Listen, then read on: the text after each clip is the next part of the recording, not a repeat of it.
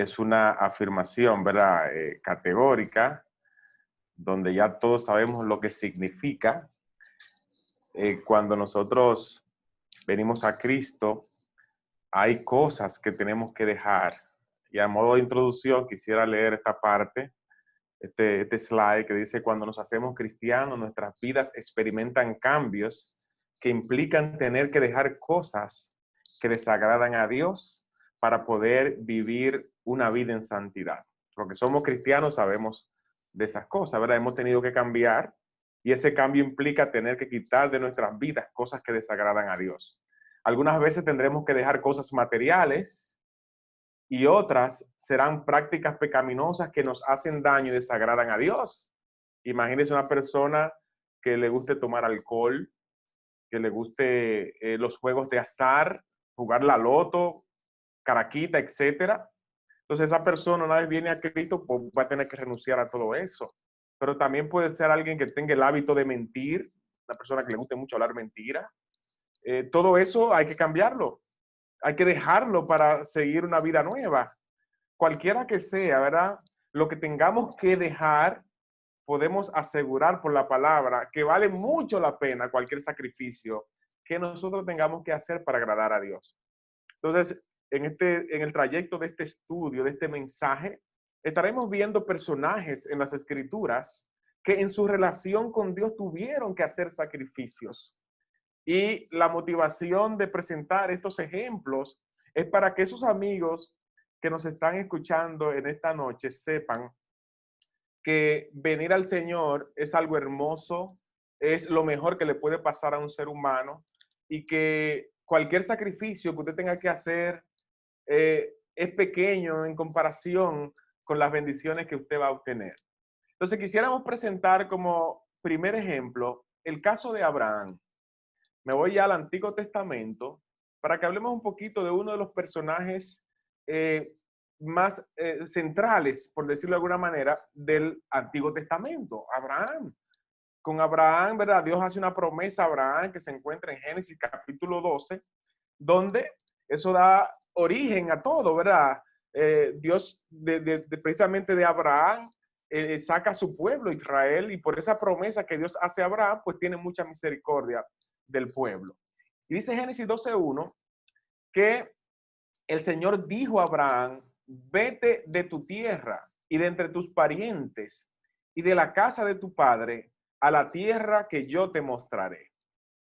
Dios se le aparece a Abraham y le hace este mandato, ¿verdad? Le dice: sal de tu lugar donde tú estás y ve a la tierra que yo te voy a mostrar. Y dice en los versos 2 y 3, donde Dios le da una promesa a Abraham, y dice: haré de ti una nación grande y te bendeciré y engrandeceré tu nombre y serás bendición. Bendeciré a los que te bendigan y al que te maldiga maldeciré, y en ti serán benditas todas las familias de la tierra. A Abraham se le hace esta promesa, pero Abraham tenía que hacer un sacrificio.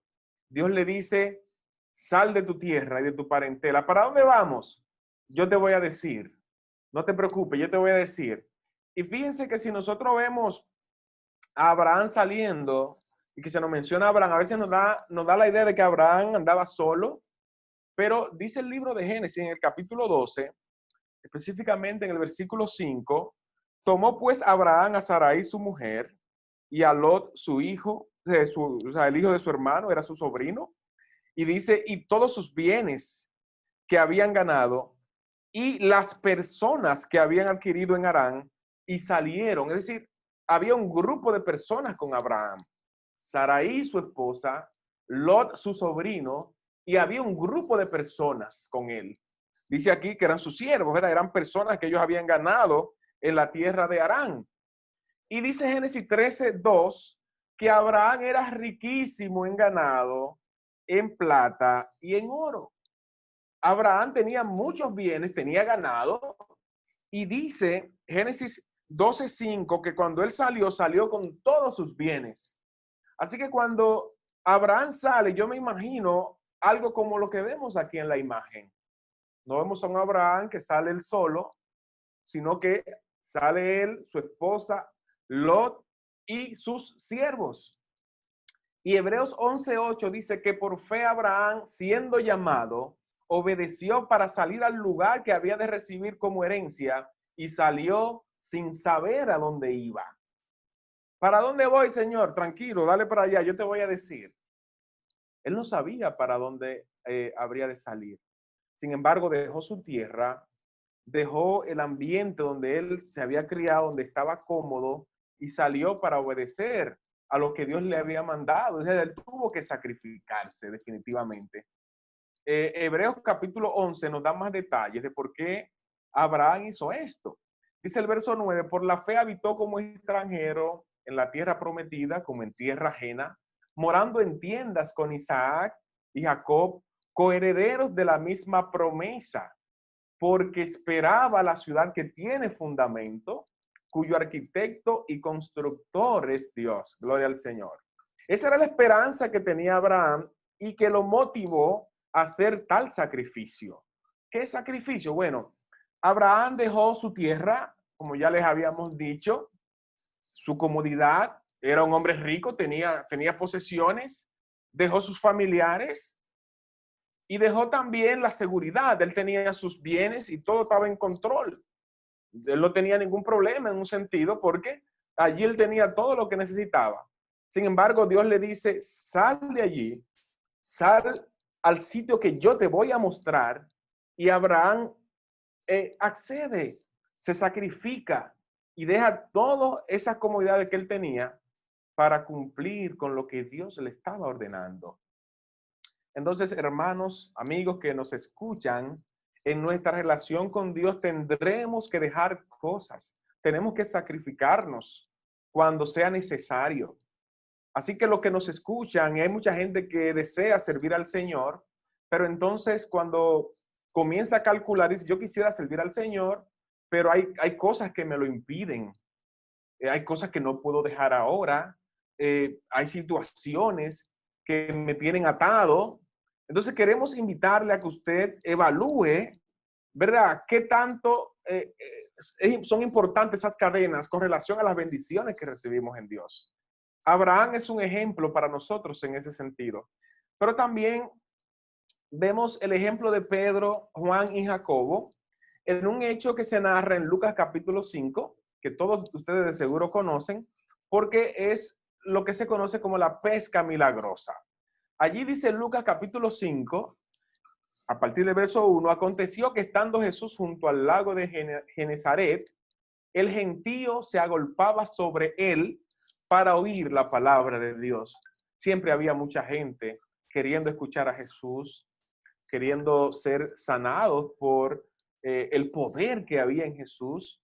Por lo tanto, cuando nosotros vemos la narración de la vida de Jesús en los que escriben el Evangelio, siempre vemos mucha gente siguiendo a Jesús. Dice que la gente se agolpaba sobre él para oír palabra de Dios. Y dice el verso 2, y vio dos barcas que estaban cerca de la orilla del lago, y los pescadores habían descendido de ella y lavaban sus redes.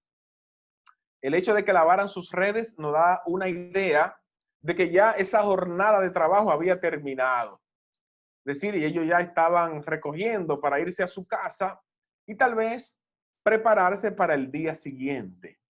Y dice el verso 3 que Jesús entrando en una barca, en una de aquellas barcas, la cual era de Simón, le rogó que la apartase de tierra un poco y sentándose enseñaba desde la barca a la multitud. Es decir, el Señor aprovechó que había muchas personas allí, subió en una barca y como vemos en la imagen, aprovechó la facilidad que le daba a hablar de las personas desde el mar. La gente le escuchaba y aquello era favorable porque incluso el viento le ayudaba para que sus palabras fuesen escuchadas de una mejor forma.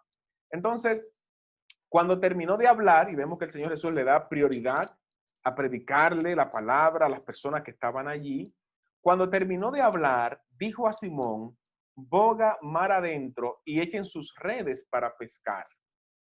Señor, a pesar de que ellos ya habían recogido todo y que daban por concluida la jornada, le dice a Simón Pedro, vamos a pescar.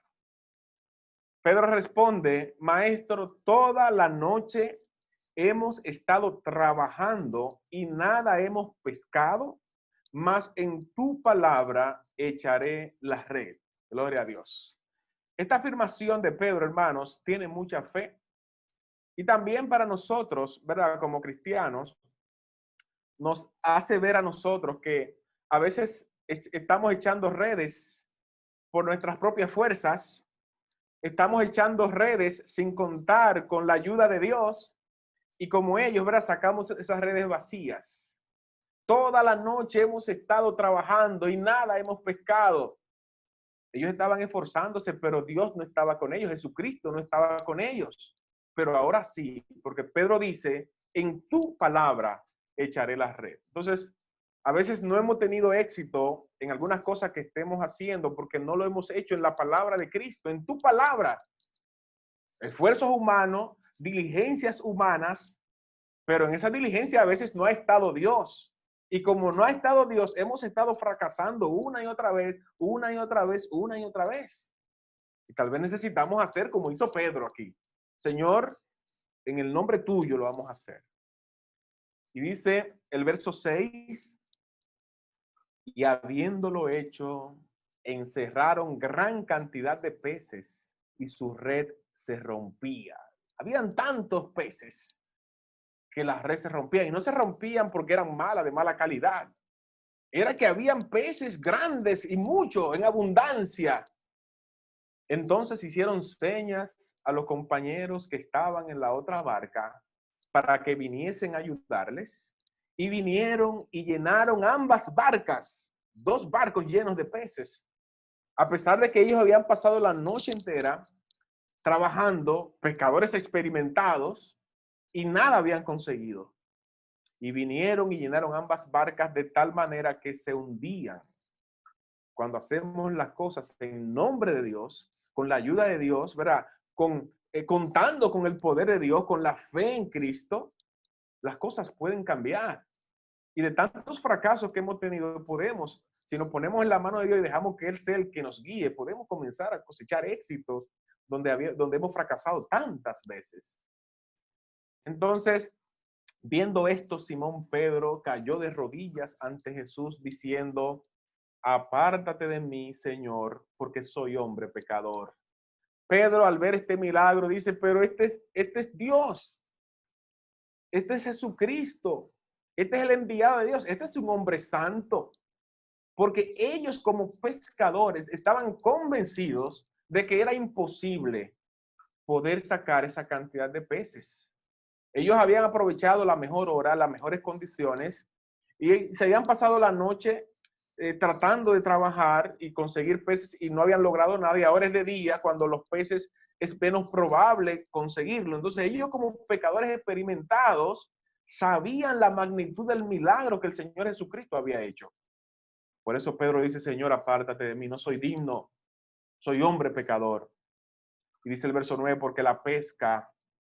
porque por la pesca que habían hecho, el temor se había apoderado de él y de todos los que estaban con él. Y asimismo de Jacobo y Juan, hijos de Zebedeo, que eran compañeros de Simón. Pero Jesús dijo a Simón, no temas, desde ahora serás pescador de hombres. Gloria a Dios. No vas a buscar peces. A partir de ahora vas a ser pescador de hombres. Y dice el verso 11, y cuando trajeron a tierra las barcas, dejándolo todo, le siguieron. Gloria a Dios. Lo dejaron todo. Y los seres humanos a veces nos da brega cambiar, dejar las cosas, ¿verdad? Que nos tienen acostumbrado, ¿verdad? A nuestro estado de tranquilidad, a las cosas que hacemos de forma rutinaria y a veces desarrollamos resistencia al cambio. Sin embargo, ellos al ver quién era que estaba con ellos allí, que era el Cristo, lo dejaron todo y le siguieron. Entonces, estos hombres, Pedro, Juan y Jacobo, dejaron su oficio, que eran pescadores, tal vez desde niño, dejaron su medio de sustento, o sea, estaban pescando para sostenerse ellos y su familia, pero también dejaron sus vidas de pecado. Ustedes saben que el pecado desagrada a Dios, pero agrada a la carne la mayoría de veces, agrada a la carne. Entonces ellos renunciaron a esa vida, renunciaron a las cosas que habitualmente hacían y ahora estaban dispuestos a ser pescadores de hombres. Lo dejaron todo para ir tras Jesús. Y vemos un gran ejemplo aquí que quisiéramos invitarle, ¿verdad?, a los amigos que nos escuchan a que lo imiten. Imiten este ejemplo. Sobre todo cuando vemos más adelante quiénes fueron estos hombres. ¿Quién fue Pedro? ¿Quién fue Juan? ¿Quién fue Jacobo? ¿Cómo Dios los utilizó? ¿Cómo Jesucristo los utilizó en su ministerio? Y cómo ellos han sido, ¿verdad?, de gran ayuda o cómo fueron de gran ayuda para el desarrollo del plan de Dios, el plan de salvación. Lo mismo también podemos decir de Mateo, que es otro de los apóstoles de Jesús. Fíjense que lo que acabamos de ver eran pescadores, pero ahora vamos a ver a uno que era publicano. Dice Lucas 5:27, fíjense que estamos en el mismo capítulo 5 de Lucas. Después de estas cosas, salió y vio a un publicano llamado Leví. Leví es un nombre en hebreo, pero en griego su nombre griego es Mateo. Es decir, estamos hablando de la misma persona, Leví y Mateo. Sentado al banco de los tributos públicos. Dice que era publicano. Y dice que Jesús le dijo, sígueme. Y dejándolo todo, se levantó y le siguió. Vamos a hablar un poquito del oficio de Leví o de Mateo. Él era publicano. Los publicanos, ustedes saben que eran recolectores de impuestos. Vamos a leer un poquito una reseña aquí. Se refiere a aquellas personas aquella persona que se dedicaba a cobrar los impuestos para los romanos. Un publicano no cobraba directamente los impuestos, sino que el publicano pagaba directamente de su bolsillo una cantidad establecida sin importar lo que recaudara después. Es decir, ellos negociaban con los impuestos, eran como una especie de concesionarios. Ellos le pagaban al imperio un monto y luego entonces al pueblo le sacaban el monto invertido más sus ganancias. Por lo tanto, ustedes podrán interpretar y ver que el publicano no gozaba de mucha popularidad. La gente no lo quería. No eran agradables porque nunca ha sido bueno pagar impuestos. Nunca ha sido algo agradable pagar impuestos. Y más cuando esos impuestos vienen con una usura por el medio, vienen sobrevaluados por un usurero que está sacando ventaja de la situación. Pero por lo general, por la condición que estamos hablando, los publicanos tenían una situación económica buena. Y en la Biblia se nos habla de algunos de ellos. Por ejemplo, ustedes conocen el de Lucas 19, que es Zaqueo, uno de los publicanos más famosos. Este era jefe de los publicanos. Hay un publicano que también se menciona en Lucas 18, donde se habla del fariseo y el publicano. ¿Se acuerdan? Entonces, el publicano era una figura que no era muy bien vista dentro del pueblo. Sin embargo, Mateo, cuando Jesucristo lo llama, dice que estaba sentado en el banco de los tributos públicos, estaba en plena acción, estaba en pleno trabajo, bregando con dinero, con cuentas, con cobros. Sin embargo, cuando el Señor lo llama, Él lo deja todo, se levanta y le sigue. ¿Qué renuncia más grande la que hace Mateo? Porque por lo general, la gente que tiene un negocio que le va bien y recibe mucho dinero, se hace adicto al dinero. Por eso es tan sorprendente lo que hace Mateo. Y no obstante con eso, Mateo, dice el verso 29, o Leví, que hizo un gran banquete en su casa y había mucha compañía de publicanos y de otros que estaban a la mesa con ellos. Es decir, él no se conformó con venir él a Cristo, sino que también él nos da un ejemplo de lo que debe hacer una persona que ha descubierto quién es el Señor ¿Y qué debe hacer? Bueno, debe invitar a sus amigos también para que conozcan de Cristo. Y Mateo hizo lo mismo. No solamente renunció a todo, a todas las cosas malas que hacía, no solamente renunció a su negocio, que por lo que acabamos de explicar, era un negocio que podría convertirse en algo pecaminoso, porque era una persona usurera, sino que ahora el hombre invita a Jesús a su casa, están en un banquete y convida también a sus amigos, a sus conocidos, para que escuchen lo que lo motivó a él a cambiar de vida. Así que Mateo dejó ganancias materiales para agradar a Jesús. De eso no hay duda.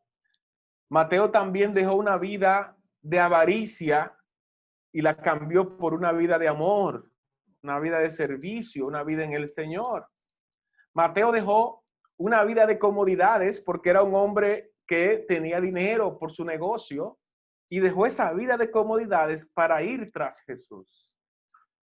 Y la pregunta es a nuestros amigos, ¿qué está usted dispuesto a dejar para ganar a Cristo? ¿Qué sacrificio está usted dispuesto a hacer para alcanzar su salvación? Y la misma pregunta podemos aplicárnosla también nosotros los cristianos. ¿Hasta qué punto estoy dispuesto a sacrificarme para agradar a Dios? Además de Mateo, no se puede quedar Pablo. Pablo es un ejemplo en tantas cosas, el apóstol Pablo, que por eso uno trata diferentes temas y Pablo siempre incide porque Pablo tiene mucha tela por donde cortar, tiene muchas cosas que enseñarnos. ¿Qué tuvo que dejar Pablo? Bueno, en Filipenses capítulo 3, versos 4 en adelante, él dice, aunque yo tengo también de qué confiar en la carne. Si alguno piensa que tiene de qué confiar en la carne, yo más. Y comienza Pablo a dar detalles de quién era él. Circuncidado al 8º día, del linaje de Israel, de la tribu de Benjamín, hebreo de hebreos, en cuanto a la ley fariseo. Pablo está hablando con personas que estaban defendiendo el judaísmo y Pablo le dice, vamos a hablar de judaísmo, vamos a ver. Y comienza a decirle, ven que yo tengo más méritos en el judaísmo que todos ustedes. Y sigue diciendo, en cuanto a celo perseguidor de la iglesia, en cuanto a la justicia que es en la ley irreprensible. Es decir, Pablo está hablando de la vida que él tenía antes de ser cristiano y en el judaísmo Pablo era un hombre de prestigio. Miren cómo él utiliza esa parte en el verso 6, esa palabra, dice, yo era irreprensible, es decir, yo andaba por la derecha. Yo tenía un linaje bien conocido porque yo soy de la tribu de Benjamín. Soy un hebreo 100%. Yo no soy un prosélito. Yo no he comprado una ciudadanía, como en una ocasión un soldado le dice, él dice, yo soy ciudadano romano, él dice, yo tengo una ciudadanía porque la he comprado. Pablo era ciudadano romano, pero también era hebreo de hebreos y no lo había comprado. Entonces él está diciendo cuáles son sus méritos. Pero ahora él dice, esos méritos, yo he renunciado a todas esas cosas. He dejado todo eso por una muy buena razón. Y lo vamos a ver más adelante. Esta imagen que vemos aquí es lo que sucede según los narra Hechos capítulo 7, que es cuando Esteban es muerto por predicar el evangelio como mártir, lo apedrean. Y de ese grupo que está ahí, ¿cuál creen ustedes que podía ser Pablo? Bueno, mírenlo ahí. Pablo estaba allí, era un testigo, estaba guardando las ropas de lo que hacían este crimen como parte, ¿verdad?, de lo que era su actividad dentro del judaísmo, puesto que lo de ellos era perseguir todo lo que pudiera oler a cristiano o a Cristo. Y él dice, pero cuantas cosas eran para mi ganancia, las he estimado como pérdida por amor de Cristo. Pablo está hablando de las cosas que él tuvo que dejar. Humanamente hablando, esas cosas eran para mi ganancia. porque Pablo tenía un prestigio dentro de los judíos y ahora que era cristiano, se convirtió en ser, de ser un perseguidor, se convirtió en un perseguido. Se convirtió en ser una especie de un prófugo, porque donde quiera tenía que estar huyendo. Y dice el verso 8, y ciertamente aún estimo todas las cosas como pérdida por la excelencia del conocimiento de Cristo Jesús, mi Señor, por amor del cual lo he perdido todo y lo tengo por basura para ganar a Cristo. Gloria a Dios. Miren lo que Pablo tuvo que hacer, ¿verdad? Tuvo que dejar todas estas cosas y dice, para mí son basura. No es que yo he dejado todo esto y ahora vivo amargado y resentido porque mire, he dejado una cosa que me hacen falta. Él no estaba extrañando nada de esto. Simplemente lo menciona para que sus oyentes, en este caso eran personas defendiendo el judaísmo, supieran que él había dejado todo eso y lo tenía por basura. Y ser hallado en él, es decir, en Cristo, no teniendo mi propia justicia, que es por la ley, sino la que es por la fe de Cristo, la justicia que es en Dios por la fe. Así que Pablo dejó una vida de privilegios sociales porque él era un judío que era bien visto. Pablo dejó también reconocimientos. Pablo también dejó poder por seguir a Cristo. En Hechos capítulo 9 incluso dice que a Pablo se le dio cartas para que si en el camino encontraba algún cristiano, pues lo tomara preso. Pablo dejó todo eso para vivir una vida que agradara al Señor. Entonces, hermanos, tenemos que estar dispuestos, amigos, tenemos que estar dispuestos a dejarlo todo por Cristo. Todo lo que ofenda al Señor, todo lo que me haga daño a mí y le haga daño a mi consagración con Dios, tenemos que dejarlo todo. Y aquí vemos otro ejemplo, el joven rico. Este joven viene a Jesús y viene planteándole una situación. Dice Mateo capítulo 19, verso 16, entonces vino uno y le dijo, maestro bueno, ¿qué bien haré para heredar la vida eterna? Ahí está el maestro. Vamos a preguntarle al maestro cómo es que uno se salva. Claro, pero repetimos, cuando hablamos de este tema, este joven rico me acuerda a estos estudiantes que saben mucho y se saben la respuesta. Y le dice, profesor, pregúnteme tal cosa, pero ya él se sabe la respuesta. Entonces, este hombre rico fue más o menos con la actitud del estudiante que se sabe la respuesta. Y le dice al maestro que le pregunte. ¿Qué bien haré para heredar la vida eterna? Le pregunta él al Señor Jesús. Como Jesús estaba viviendo en el contexto del Antiguo Testamento, le dice, ¿por qué me llamas bueno? Ninguno hay bueno sino uno, Dios. Mas si quieres entrar en la vida, guarda los mandamientos. Repetimos, ¿verdad? Jesucristo dice, guarda los mandamientos porque él, nacido de mujer y nacido bajo la ley, y guardó la ley. Y estaba en el contexto donde la ley estaba en vigencia. Y le dice, él le pregunta, ¿cuáles?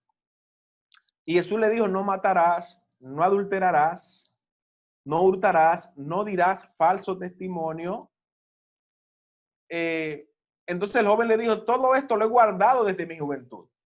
Si él ha guardado todos los mandamientos de su juventud, ¿ustedes creen que él no sabía cuáles eran los mandamientos? Porque él dice, ¿cuáles mandamientos? Claro que él lo sabía. Pero él está buscando otra cosa. Todo esto lo he guardado desde mi juventud. ¿Qué más me falta? Bueno, pero si lo que hay que hacer son los mandamientos para entrar al cielo, y yo lo he guardado desde mi juventud, a mí no me falta nada. Como hay mucha gente aquí, y yo le he hecho esta pregunta en público al Señor, cuando el Señor me responda, ¿qué más me falta? Lo que me dirá es, no te falta nada, hijo mío, tú estás salvo, tú eres un angelito, solo te faltan las alas. Tal vez él esperaba que el Señor le iba a decir esto, pero entonces el Señor le dice, porque el Señor conoce nuestros corazones, y el Señor Jesucristo sabía perfectamente lo que había en el corazón de este joven, y sabía perfectamente los ídolos que él tenía dentro de sí. Por eso le dice, si quieres ser perfecto, anda, vende lo que tienes y dalo a los pobres, y tendrás tesoro en el cielo, y ven y sígueme. Aquí el Señor, la respuesta que le da este hombre, recuérdense que es un joven rico, atenta directamente contra sus posesiones. Vende todo lo que tiene, imagínense ustedes, a un rico, vende todo lo que tú tienes y dáselo a los pobres. Y entonces vas a tener tesoro en los cielos. Él dirá, tesoro en los cielos, yo quiero tesoro aquí en la tierra ahora. Y sígueme. Entonces dice el verso 22, oyendo el joven esta palabra, se fue triste porque tenía muchas posesiones. Se fue triste. No le gustó la respuesta. Es decir, él fue por lana y salió trasquilado porque él fue buscando que lo reconocieran en público y ahora sale triste porque se le han puesto difícil mis posesiones, mi riqueza. Y muchos dirán, pero ¿y qué es lo que el Señor Jesucristo nos está enseñando aquí? Que si tenemos algo, tenemos que salir de eso y venderlo y darlo a los pobres para ser verdaderamente aprobados por Dios. Bueno, viéndolo en el contexto, no podemos afirmar que esto sea directamente lo que el Señor Jesucristo está enseñando. Jesucristo le hace este desafío a este joven porque el Señor conoce los corazones y sabía el Señor que él tenía como ídolo, como Dios, a su riqueza. Y miren lo que dicen los versos siguientes. Entonces Jesús dijo a sus discípulos, de cierto les digo que difícilmente entrará un rico en el reino de los cielos. Otra vez les digo que es más fácil pasar un camello por el ojo de una aguja que entrar un rico en el reino de Dios. Y muchos dirán, se están condenando a los ricos aquí. Es decir, que los ricos no tienen salvación en Cristo. Sin embargo, hermanos y amigos, no es esto lo que nos enseña el Señor. Y viendo el texto paralelo de Marcos capítulo 10, verso 24, dice que los discípulos se asombraron de sus palabras, pero Jesús respondiendo volvió a decirles, hijos, cuán difícil es entrar en el reino de Dios a los que confían en las riquezas. Y es ahí el problema. Confiar en las riquezas. Ver las riquezas como si fueran nuestros dioses. Como si fueran, yo tengo dinero, lo tengo todo y yo no necesito nada. El cielo lo tengo ya ganado aquí en la tierra. Ver la riqueza de esa manera es un grave error. Y el Señor Jesucristo lo pudo ver en el corazón de este joven y quedó claramente evidenciado, ¿verdad? Cuál era el Dios para él. Y su Dios eran sus posesiones, definitivamente.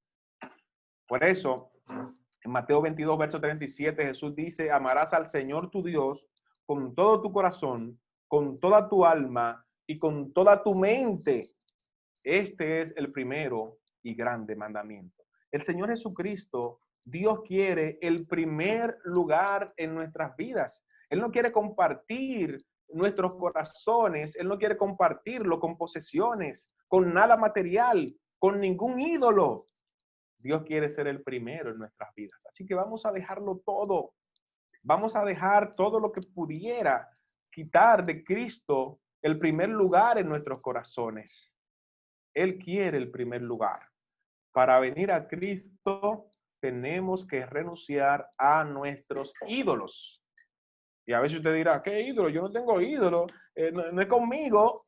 Bueno, pero si hay algo que usted le impide venir a Cristo y que usted dice, yo quisiera ser cristiano y pone un pero, todo lo que esté de ese pero en adelante, hermanos y amigos, se convierte en un ídolo. Yo quisiera venir a Cristo, pero, bueno, lo que esté de ahí para adelante es un ídolo. Entonces, amarás al Señor tu Dios con todo tu corazón. Mateo 6:33 dice, buscad primeramente el reino de Dios y su justicia. Dios quiere ser el primero. Entonces, el joven rico prefería perder su alma, confiaba más en sus riquezas que en Dios y cambió lo temporal por lo eterno. Porque imagínense ustedes lo que conseguimos aquí, por mucho que sea, es temporal. ¿De qué le vale al hombre ganar todo el mundo si perdiere su alma? No hay nada más valioso que su alma. Y Dios quiere que usted la salve. Por eso envió a Cristo. De tal manera amó Dios al mundo que ha dado a su Hijo unigénito para que todo aquel que en él crea no se pierda, sino que tenga vida eterna. Dios no quiere que nadie se pierda. Dios quiere que todos nos salvemos. Así que en esta tierra, hermanos y amigos, no hay nada que valga la salvación de un alma. Eso que le está impidiendo a usted hacerse cristiano o cristiana no vale más que su alma. Déjelo todo y venga Jesús. Cuando el Señor Jesucristo le da esta lección a este joven rico, esto pareció extraño a sus apóstoles, y el más intrépido de ellos, Pedro, inmediatamente le preguntó al Señor, dice el verso 27, entonces respondiendo Pedro le dijo, he aquí, nosotros lo hemos dejado todo. Recordemos, ¿verdad? En Lucas 5, donde Pedro y los dos hijos de Zebedeo lo dejan todo. Y Pedro aquí le recuerda, Señor, nosotros lo hemos dejado todo y te hemos seguido.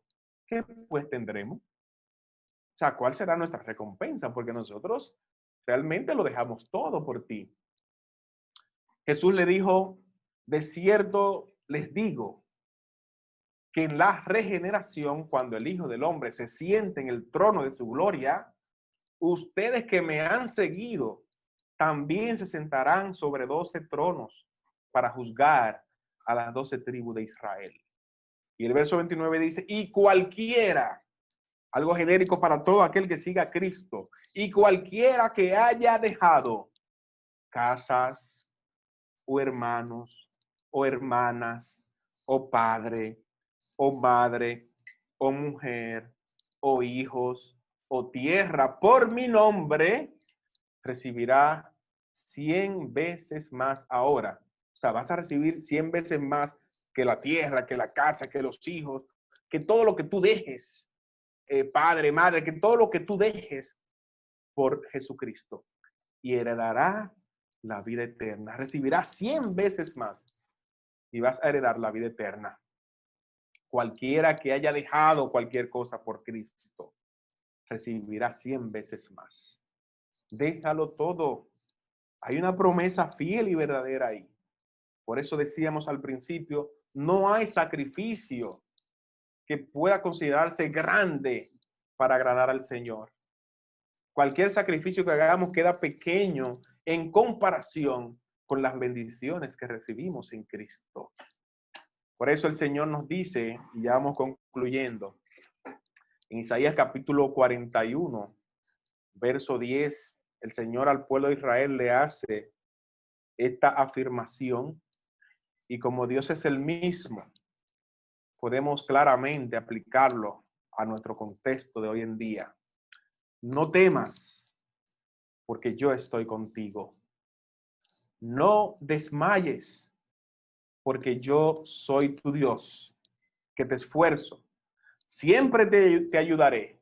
Siempre te sustentaré con la diestra de mi justicia. La gente se llena de miedo a veces cuando tiene que tomar la decisión de venir a Cristo. Y Jesucristo dice, el Señor dice aquí, no temas, yo estoy contigo, no desmayes, porque yo soy tu Dios. El mismo verso 13 de Isaías 41 dice, porque yo el Señor soy tu Dios, quien te sostiene de tu mano derecha y te dice, no temas, yo te ayudo. Gloria a Dios. En esta noche te invitamos a que lo dejes todo y te entregues al Señor. Da ese salto de fe. Entrega tu vida al Señor para que Él te guíe, para que Él te salve. Déjalo todo, porque todo lo que tengas que dejar son cosas que no son para tu bien, son cosas que a la larga te van a hacer daño, pero el Señor no. El Señor te dará 100 veces más ahora y luego la vida eterna. Así que hacemos el llamado si de los que están en esta transmisión alguien desea